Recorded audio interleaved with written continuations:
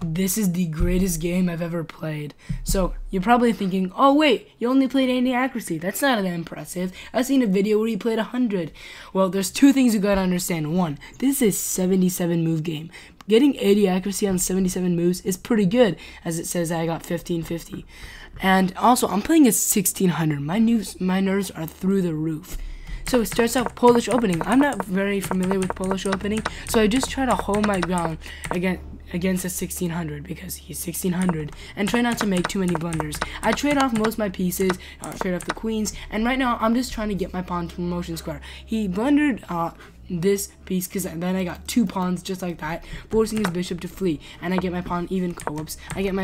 I take the bishop back and get my pawn even closer to promotion. He gives a check. I start moving my king over here, or rook. I don't even know. He goes here. Now this is a miss. You're probably thinking, how is that a miss? Like, isn't this better? You're stopping the pawn from promoting. But you should actually take the b pawn. If you take the b pawn, it stops me from taking the c pawn.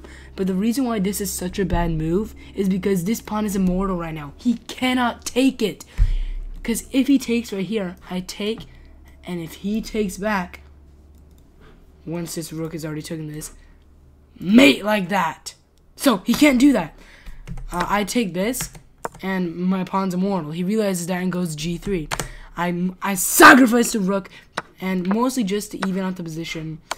Maybe not my best move, but I'm pretty good at pawn endgames. But then again, it's a 1600, so I try to just hold my ground. Take pawns, he takes pawns. I'm up by one pawn in this position, and his pawn gets really close to promoting. So I make the hard decision of sacrificing my rook, and now this is a pawn endgame, 2 pawns versus a rook. But I already know that this outcome is going out in my favor. I go here, attacking the rook. He goes away. I push the pawn, one space away from promotion. He desperately tries to give me a check, and I start to wrap around all the way here. It goes b3 because I cannot promote because it's pinned. I go b3. He moves king closer. I move my king up, and once he gives me a check, I finally promote to a queen, trading off the pieces. And right now my nerves are through the roof. I promote to a queen, and then I just do the general queen checkmate all the way to here. But he is so salty. Oh, whoops. This is the last move in the game because he ran out of time. But if we look at the move before, he had 5 minutes on the clock. In the chat, he was saying I'm a cheater and I'm just not going to say what he said, but I probably would get demonetized. But just to see, he's pretty salty, and that's just a skill issue. He spent 5 minutes trying to make me wait.